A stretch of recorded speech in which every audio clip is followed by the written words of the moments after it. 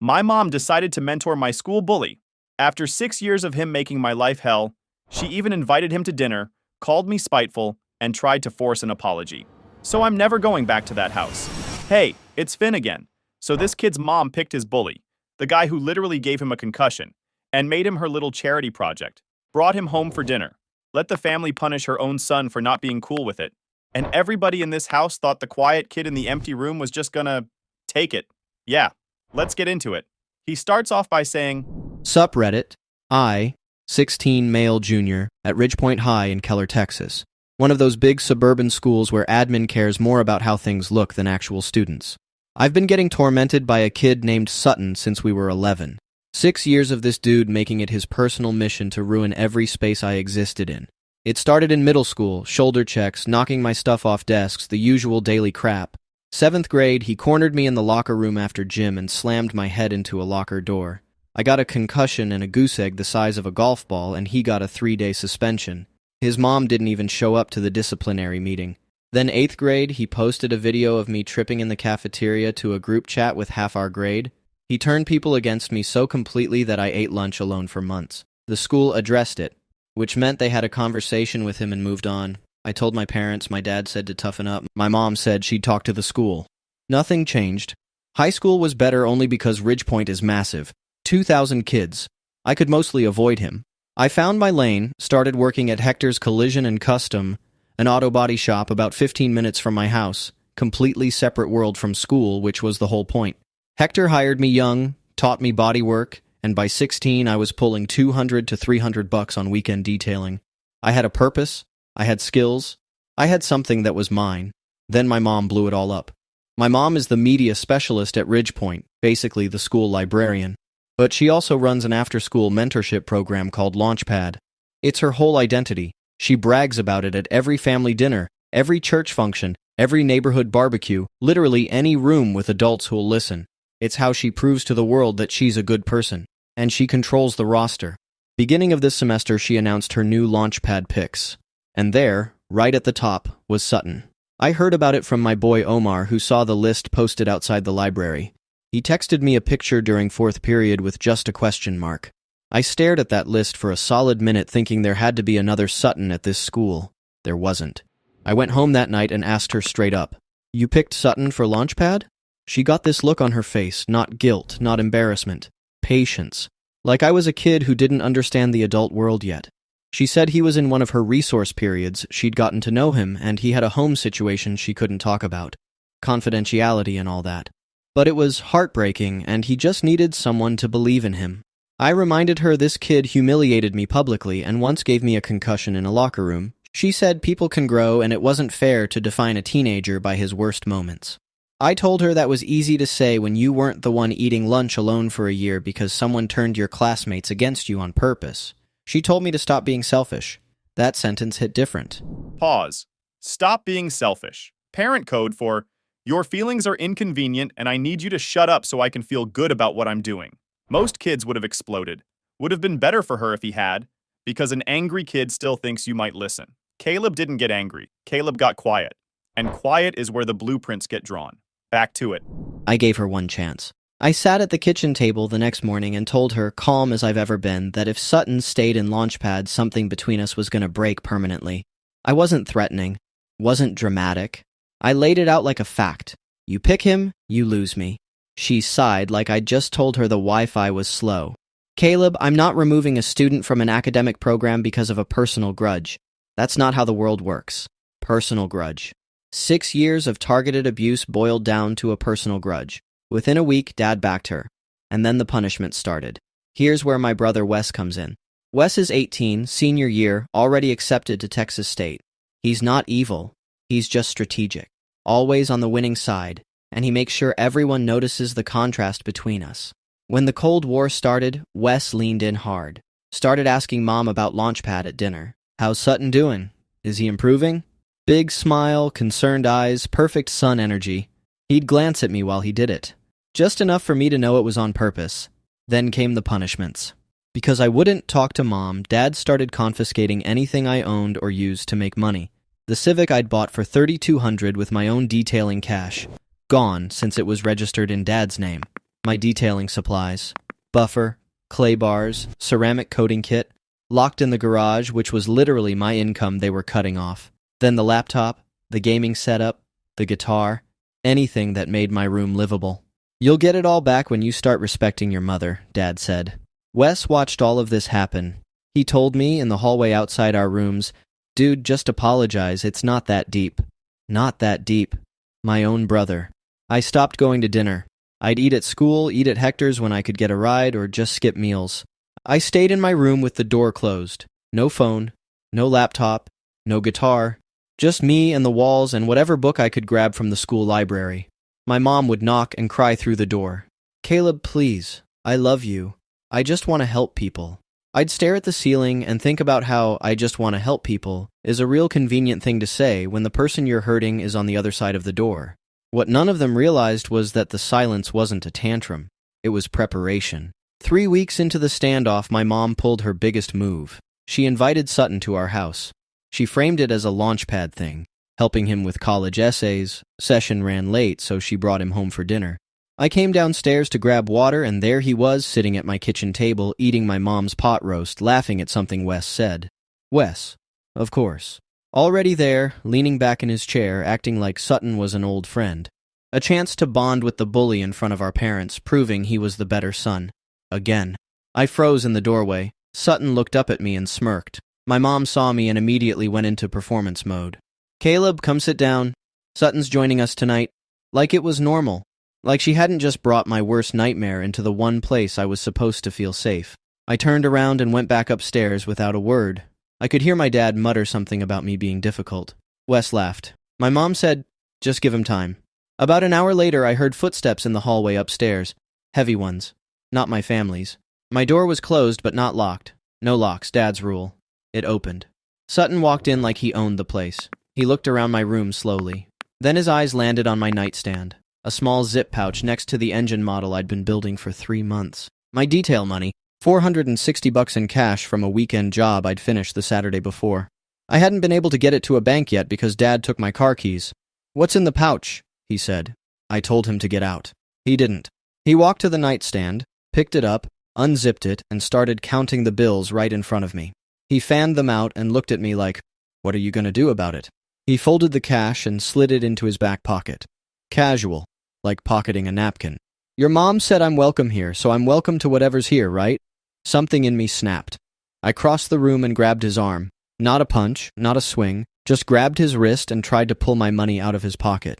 He yanked away and stumbled backward into my desk. The engine model, 3 months of careful assembly, tiny parts I'd ordered online with my own money, crashed to the floor and shattered across the hardwood. Sutton caught himself on the desk edge, but his hand came down on a piece of the broken model, a sharp metal chassis bracket, and it sliced his palm open. Not deep, but enough to bleed. A lot.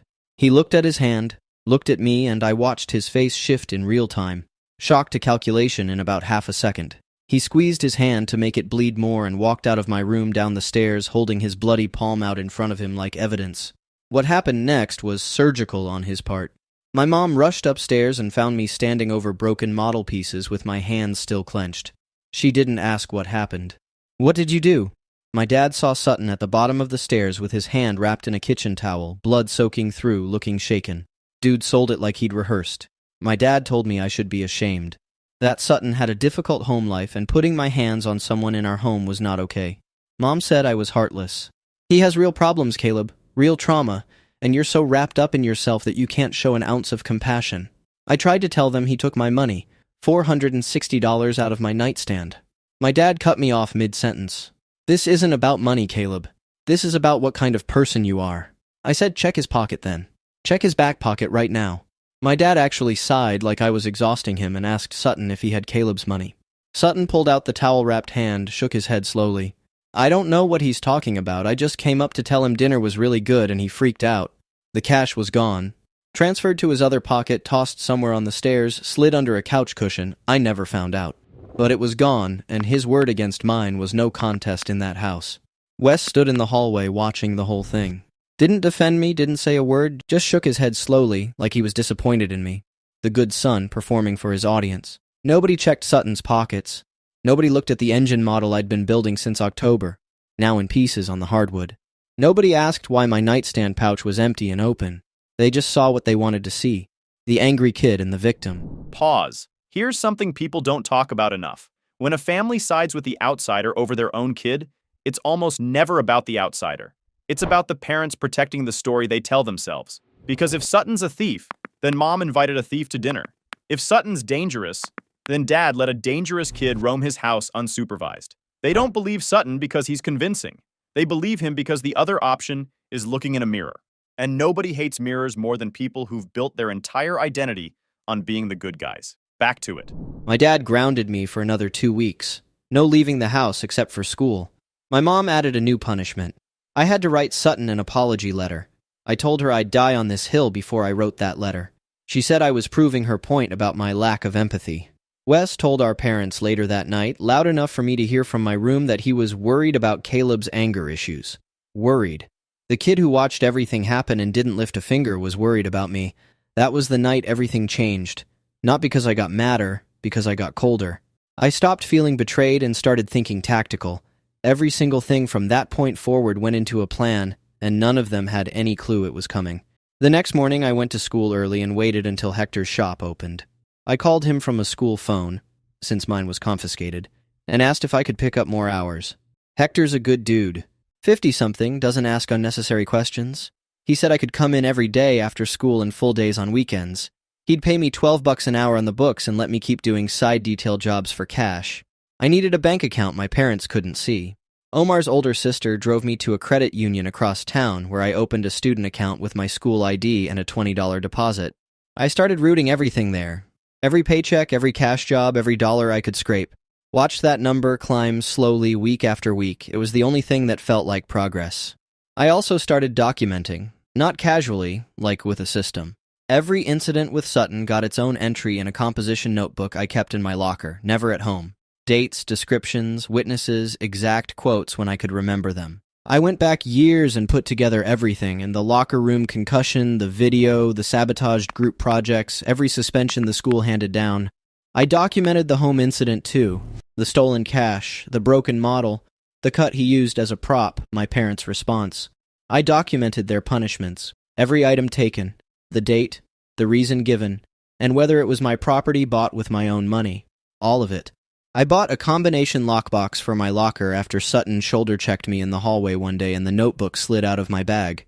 He picked it up before I could. My heart was slamming so hard I could feel it in my throat.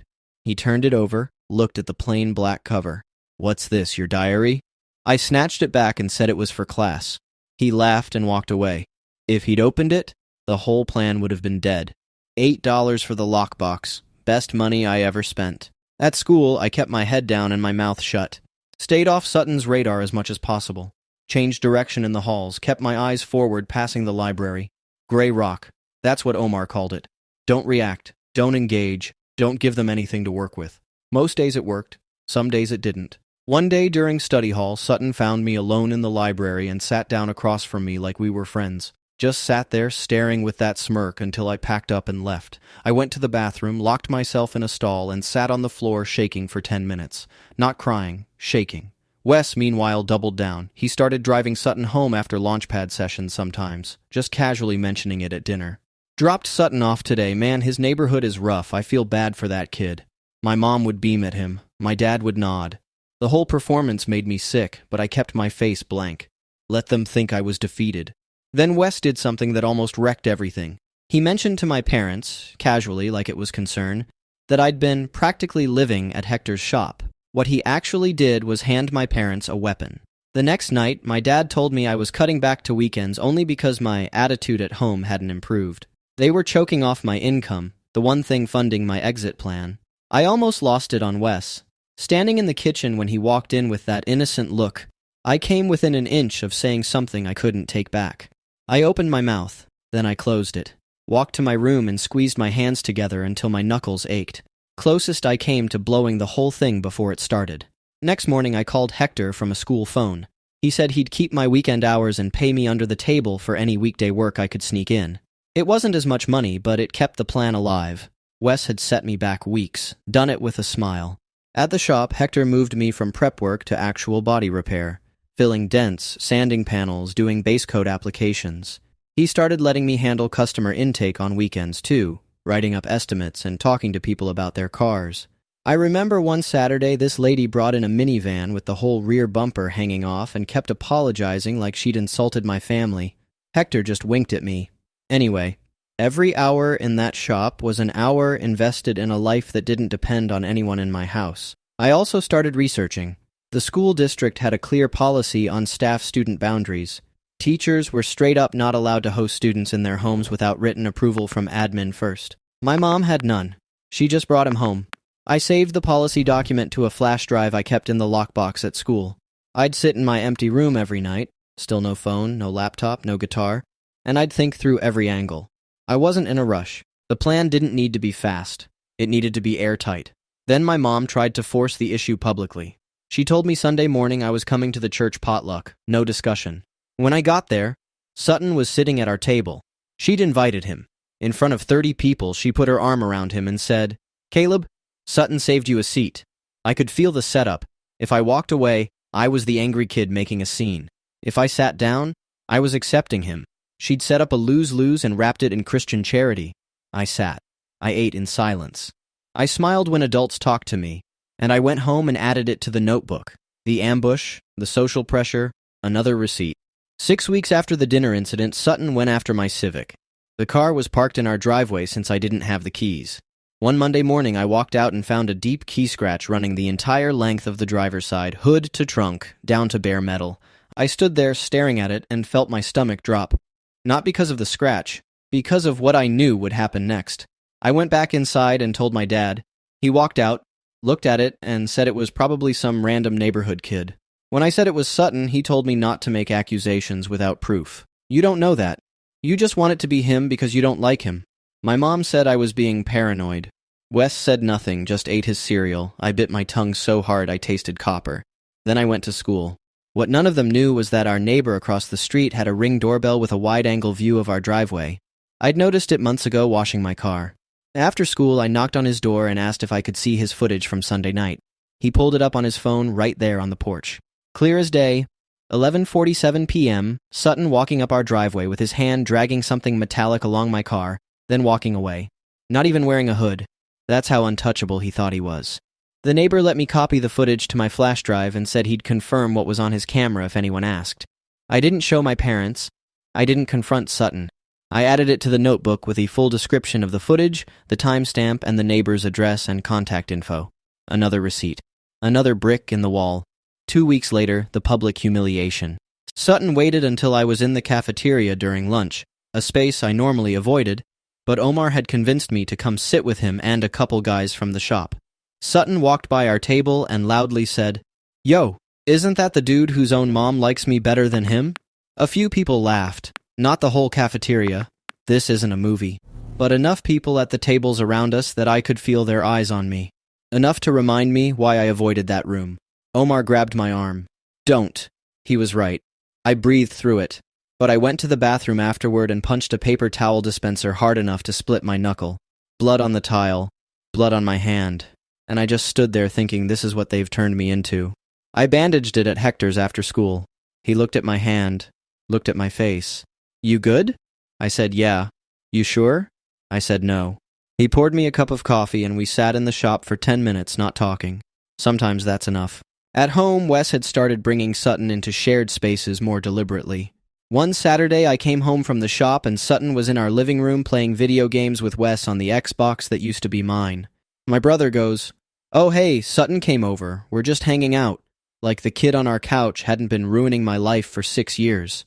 I walked past them, went to my room, and documented everything. Wes bringing Sutton over without asking.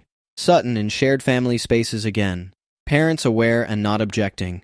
My dad's contribution during this stretch was a single conversation in the garage. He told me maybe if I just tried being friendly to Sutton, I'd see he wasn't so bad. He also mentioned he didn't want this family drama to become a thing at his office because some of his insurance clients had kids at Ridgepoint and people talk. There it was. His priority was never my safety. It was always his reputation. Around this same time, Omar showed me something on his phone that changed everything. My mom had posted on her personal Facebook a long paragraph about the power of mentorship and how one teacher can change a life. She tagged the school, tagged Launchpad, got 60-something likes from church friends calling her an angel. She was building her public brand as the caring hero while her own son sat in an empty room with nothing. That post told me something important. Her reputation was everything to her, which meant it was also her biggest weakness. I screenshotted it. The post, the date, the comments. That screenshot went on the flash drive. I looked my dad in the eye and said, "I hear you." That's it. He seemed satisfied. He didn't realize, "I hear you," and "I agree with you" are two very different sentences. I turned 17 in March. By that point, I had over $8,000 saved, 6 years of documented harassment typed clean, ring footage of Sutton vandalizing my car, the district's boundary policy, and my mom's Facebook post bragging about the exact thing that was going to end her career, all on a flash drive in a combination lock box. And my family thought I was just sulking in my room. I also had something my parents didn't know about, a conversation with the school district's Student Safety Compliance Office. I called their general line from a payphone outside Hector's shop and explained that I was a student dealing with years of bullying with barely any response, and that a staff member had built a mentorship with my bully and brought him to her home without approval. The woman on the phone was quiet for a long time. She asked how long the bullying had lasted, what the school had done, whether I felt safe. She asked if I had documentation. I told her I had a timeline going back 6 years. She gave me a case reference number and told me to send everything by email. I sent it from a new email account I created at the public library. The notebook entries typed clean, the ring footage, the group chat screenshots, the district policy highlighted, Sutton's disciplinary timeline, the home incident, and my mom's Facebook post. The one where she celebrated her mentorship while breaking the exact policy governing it, organized with dates and page numbers. Then I waited 2 weeks after I sent that email. My mom came home from school looking off. Not wrecked, unsettled. She'd gotten a vague email from the district's HR office requesting a meeting about program documentation for Launchpad. She told my dad she thought it was routine. It wasn't. HR flagged her Facebook post. She'd tagged the school and talked about off-campus mentorship while having zero approval for any of it. That contradiction turned a routine review into a formal investigation. Then a parent of a current Launchpad student saw the post going around and called the district asking if her daughter had been taken to staff members' homes. That blew it wide open. Investigators pulled Sutton's disciplinary file, 12 incidents over 6 years, and the district's legal team got involved over liability issues. They also found my mom had hosted 2 other Launchpad students at our home in previous semesters, neither with the required forms. One of those students' parents was furious. A single violation became a documented pattern. By mid-April, the district placed my mom on administrative leave and removed her as Launchpad coordinator. My dad confronted me about a week after the leave started. They suspected it came from me. Nobody else knew about the dinner in that detail. He was furious. Not protective furious. Embarrassed furious. Other administrators were being interviewed, people were talking, and it had become exactly the thing he'd been desperate to avoid. Worse, he'd been named as a household member present during the violation. "Do you have any idea what you've done to this family?" I told them what happened.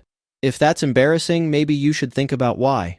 He told me I was ungrateful, that everything they'd provided, the roof, the food, the school, meant nothing to me. I wanted to say that feeding and housing the kid you made isn't generosity. It's the bare minimum the state requires. But that line wasn't going to land right if I said it shaking, and I was shaking. Not from fear, from 6 years of everything pressing against the back of my teeth. So I just said, "I'd regret shutting up more than I'd regret speaking up. That's all I got." He stared at me like he was trying to find the kid who used to back down. That kid was gone. The next domino. I filed a police report for the car vandalism. Walked into the Keller PD non-emergency office with the ring footage on my flash drive and a written statement. The officer who took the report was straightforward. Property damage, clear video, identified suspect. They forwarded it to the juvenile division. My dad found out when an officer called the house to follow up since the vehicle was registered in his name. He lost it, called me vindictive. My mom said I was destroying a kid's life. Wes told me I was going too far. I looked at Wes and said, "You invited him into our house, you watched him take my money and bleed on my floor, and you laughed. You snitched about my job so they could cut my hours. Don't talk to me about too far." First time I'd ever seen him without a script. 4 months later, summer before senior year, I was working full-time at Hector's. He'd promoted me to lead detailer and was paying me $15 an hour. Plus I kept all side job revenue. I had almost $14,000 saved. I'd found a room for rent through Omar's cousin, a garage apartment behind a house in Watauga, $400 a month, available in August. The landlord agreed to rent to me with Hector as a co-signer and reference. My mom's investigation concluded in June. The district determined she'd been doing this for a while, hosting students without approval across multiple semesters, one of whom had a disciplinary record involving violence against her own child. They gave her a choice: resign or face a formal hearing that would almost certainly end in termination. She resigned. Told everyone it was her decision to step back and focus on family. But HR decisions travel fast in a district that size. The caring mentor became the cautionary tale they'd reference in boundary training seminars. She cried about it for weeks. Not quiet crying, the kind where you can hear it through walls and floors. She'd say stuff like, "I was trying to help someone and now my career is gone," while looking in my direction. Not at me. In my direction. Like I was a consequence, not a person. Sutton caught his own wave. When the district pulled him from Launchpad, administration put a no-contact directive between him and me, standard once the compliance office flags a bullying pattern. Sutton lasted 3 weeks. He found me in the hallway near the auto shop wing and got in my face, close enough I could smell his breath. "You think snitching makes you a man?" A shop teacher saw it and reported it.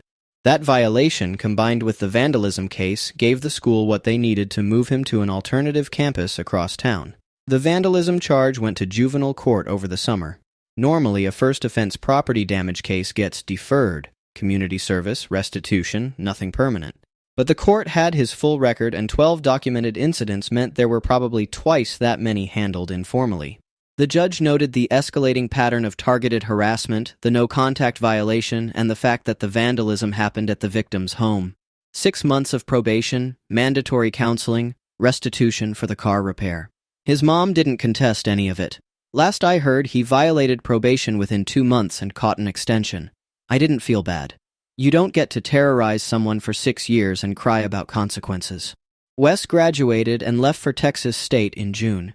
But here's the thing about places like Keller: people from your high school end up at the same colleges. A kid from Ridgepoint landed in Wes's freshman dorm. His mom was a teacher in the district, so he knew the whole story. Within weeks, the narrative Wes had built his whole life, the responsible one, the peacemaker, the good son, just fell apart. Before he left, he'd tried to have a real talk with me in the driveway, said he was sorry things got so bad. I asked him point blank, "Did you bring Sutton into our house to mess with me or to look good for Mom and Dad?" He just said, "It wasn't like that." It was exactly like that. By October, Wes called me from his dorm, sounding shaky, saying this kid had told people and now his whole floor thought he was garbage. He wanted me to call the guy and set the record straight. I said, "Tell them he was wrong." He was quiet. "You can't though, can you?" Because he wasn't wrong. He hung up. My dad's fallout was quieter but just as permanent. People at his work started asking questions, and he lost enough accounts that his firm reassigned his key territories. For a guy who built his whole thing on reputation and the image of a stable family, watching that crack was its own kind of justice. I told my parents I was moving out in August, sat them down at the kitchen table, same table where Sutton had eaten pot roast, and laid it out. I had a place, I had income, I had a plan. I'd be enrolling in the school district's cooperative trade program for senior year. Half day at Ridgepoint, half day at Tarrant County College for automotive technology. Full certification by graduation. My mom's face went through like 5 stages. Shock, hurt, anger, bargaining, then shame. Real shame. "Caleb, I know I made mistakes, but you're my son. I don't want to lose you." I told her, "You made a choice. Every day for months you made the same choice. You chose him. You punished me for having feelings about it. You let him into our house. You called me heartless. You watched Dad take everything I'd worked for, and you let it happen. Those were all choices. This is mine." My dad tried the authority angle. Said I was a minor, couldn't just leave. I looked at him. "You want this to stay private? Then don't fight me." I told him I had documentation of everything. Every confiscated item, every punishment, the boundary violations, the district investigation. I told him I could walk out quietly and we'd all move on. Or he could try to stop me and I'd file for independent minor status, and a judge would see all of it. Court records. Public records. I wasn't bluffing, wasn't negotiating, just telling him how it was gonna go. He sat back in his chair. He knew the math. Fighting me meant more exposure, more questions he couldn't afford. Not fighting me just meant a quieter house. He didn't say another word. I moved out 3 weeks later. Omar and Hector helped me load my stuff. The stuff that was actually mine. My guitar, my sketchbooks, my detailing kit, my tools, the engine model I'd rebuilt from scratch. My mom stood in the driveway watching. She didn't try to stop me. She just said, "I hope you know I love you. I know you think you do." And I drove away in my Civic with the driver's side freshly repainted because I did the respray myself. Update. It's been 3 months since I moved out. I'm settled in the garage apartment in Watauga. It's small, it's mine, and nobody comes in without my permission. I'm doing the trade co-op program and pulling A's. Hector says if I keep progressing, he'll bring me on full-time after graduation with benefits. My mom texts me once a week. I don't respond. She's been applying to other districts, but the resignation during an active investigation follows her. A couple schools have passed after checking references. She's working part-time at a tutoring center now. The woman who used to brag about Launchpad at every barbecue hasn't been to a neighborhood event in months. My dad and I don't talk. He goes to work, comes home, sits in the garage. Mom says he doesn't talk much anymore. Wes called once from college, not to apologize, but to ask me to help clean up his reputation. When I wouldn't, he stopped calling. That kid from Ridgepoint's version of events became the dominant story in Wes's social circle at Texas State. The golden child finally found out what happens when the audience changes and nobody's feeding him his lines. Sutton is out of my life entirely. Last I heard through the grapevine, he violated probation again and his case got escalated. I don't know the details and I don't care. His problems were never my responsibility. They were never my mom's either, and not like that. Not at the cost of her own kid. My mom chose a bully over her son. My dad chose comfort over his kid. My brother chose optics over loyalty. And I chose myself. I still haven't gotten that $460 back, though. That one still bugs me. You know what gets me about this one? Nobody in that family lost anything that wasn't already on borrowed time. Mom's career was built on a lie she posted on Facebook herself. Dad's reputation was one honest conversation away from crumbling. Wes's Golden Boy act only worked in a room where nobody knew the script. Caleb didn't destroy anything. He just stopped being the foundation they were all standing on. And it turns out, none of them could stand on their own.